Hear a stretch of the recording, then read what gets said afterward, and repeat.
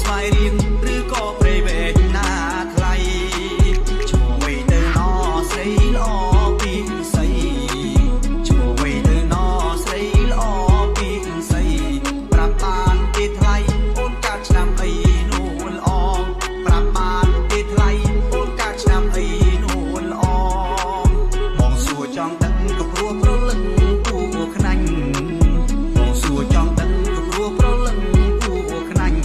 បងអ្នកភ្នំពេញហើយសុំស្រឡាញ់តា